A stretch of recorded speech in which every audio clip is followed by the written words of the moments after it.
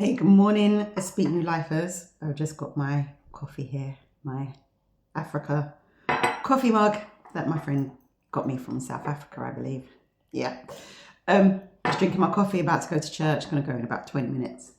But I wanted to just say a quick word or whatever. This is almost like a walk and talk about me walking. And I've been having a couple of conversations with a couple of you in person and also through email and other things.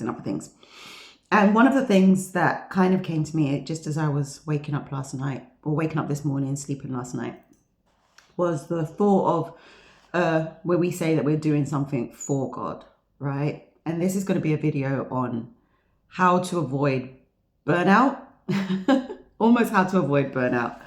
It's not all inclusive on how to avoid burnout, but just a couple of thoughts that just came to my mind as I was waking up. And, oftentimes we say stuff like, yeah, I'm doing this for God. I'm doing all of this for God. I'm doing this ministry work for God. I'm putting all of this stuff in for God. I'm doing it for God, right?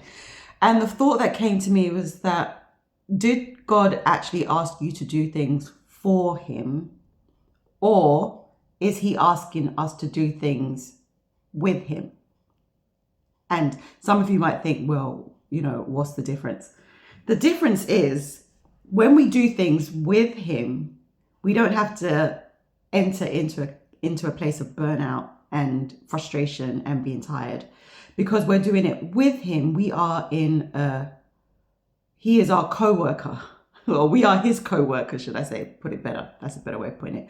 We are his co-worker. And as a co-worker, we are in partnership, but he's basically the one giving us the instructions on what to do next and how to do it. And so because he's the one that's instructing us on what to do, how to do it, he's the one that's going to supply the resources for it and make sure that we know what we're doing, make sure that we know what appointments we have, which doors to knock on, all of that stuff. He's kind of set things up so that we can just work with him to get the things done on this earth that he desires to get done, but we're not the ones trying to make it happen. We're just simply following instructions. And so I know that there's a number of you that have said, I'm doing these things for God. I know that he's asked me to do this, and he may well have asked you to do it. I'm not going to say that he hasn't asked you to do what it is that you're doing. He may well have asked you to do that. However, he's not asking you to do it in your own strength. And so when you find yourself carrying the weight of the thing that he's asked you to do, the weight of trying to bring the promise to pass, you've kind of taken him out of the equation. And now you're putting the pressure on yourself, but you were never designed.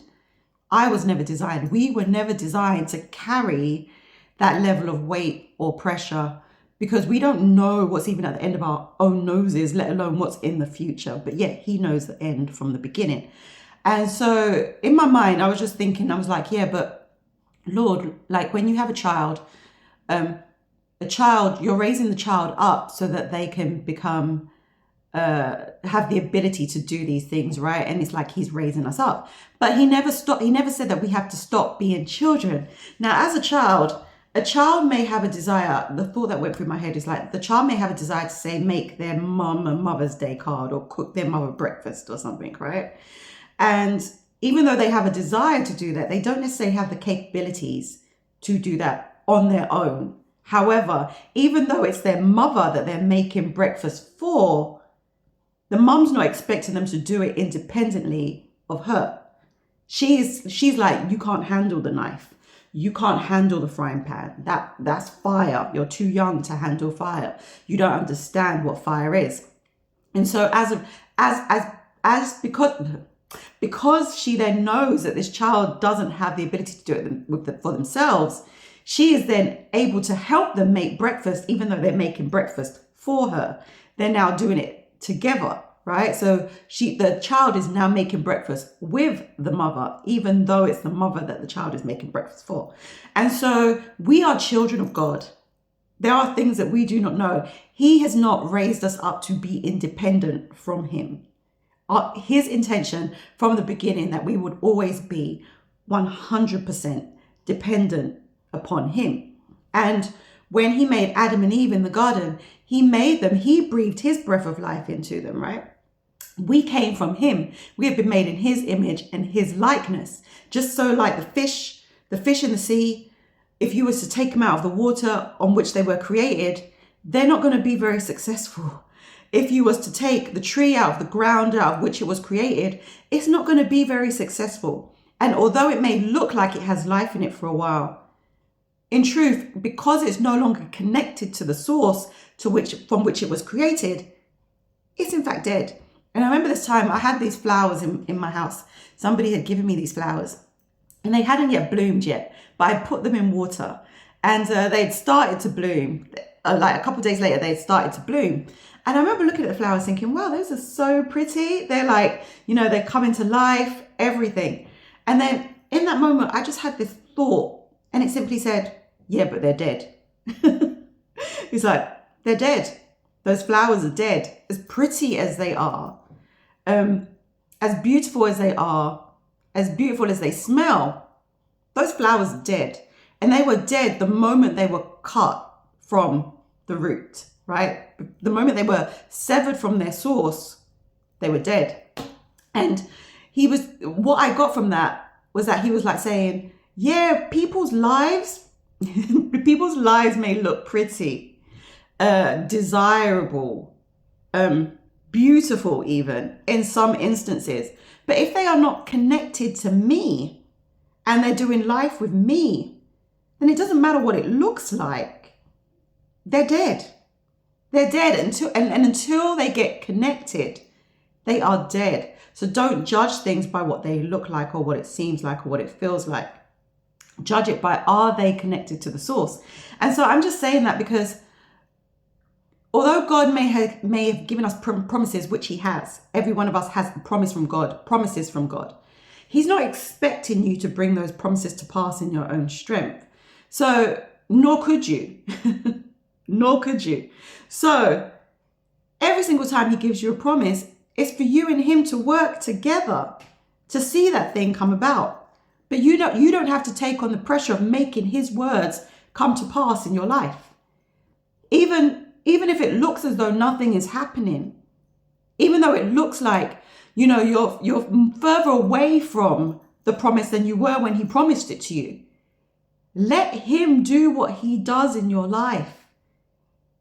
Don't be trying to do things on his behalf and saying, I'm doing this for God. He doesn't need you to do anything for him. He is all in all. There is nothing that he needs from you. He is self-sufficient. We are the ones that lack sufficiency in ourselves. But all of our sufficiency is found in him. It's found in him.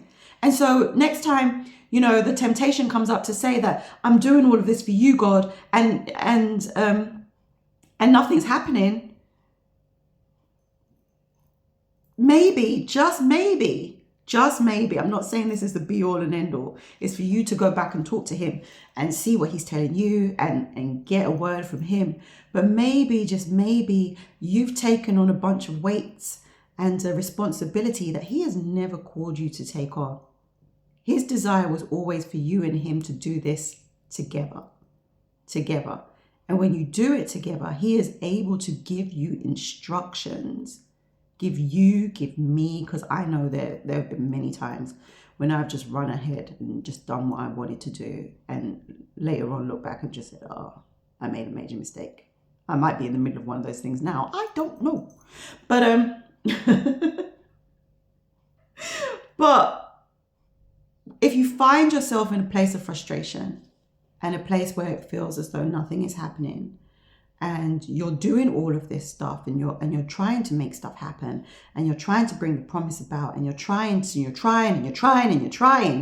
then maybe it's time to just hold up your hands and say, you know what, Lord, maybe I've been trying to do all of these things for you, but maybe that wasn't your intention. Maybe your intention is to do these things with me. And so how can I better partner up with you so that you can just give me the instructions, just like how my manager would tell me what they expect of me, what they want from me. They provide me with the resources to do it. and to get it done. And then I just go do what it is that they called me to do. Perhaps maybe that's a step that I need to take concerning you, and stop trying to push ahead into areas that you haven't said for us to go there yet, because you know the end from the beginning. You know everything that is involved in this situation, every person, every person's heart. You know every opportunity, you know every conversation that is happening behind closed doors that I have no idea about. And so maybe I just need to step back, allow you to lead, you to go, and trust that you are a good father and you have more than enough ability to get me to where you desire for me to be. I had to learn that the hard way. I'm still learning that. And I think we will forever be learning that, because sometimes we get too big for our boots. And I know sometimes my boots have been flapping. Actually, it's the other way around, isn't it? Sometimes we get too big for our boots and our toes are like that in the boots. Yeah. That's it. Praise God.